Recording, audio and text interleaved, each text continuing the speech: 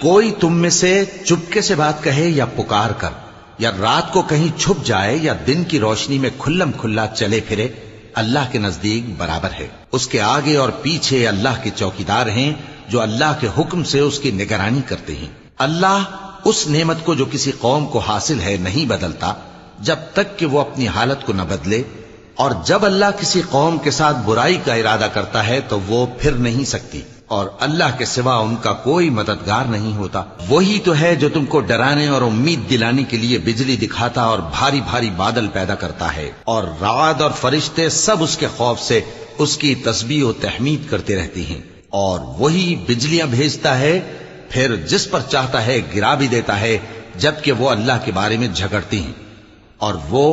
بڑی قوت والا ہے۔ کام کا پکارنا تو اسی کا ہے، اور جن کو یہ لوگ اس کے سوا پکارتے ہیں وہ ان کی پکار کو کسی طرح قبول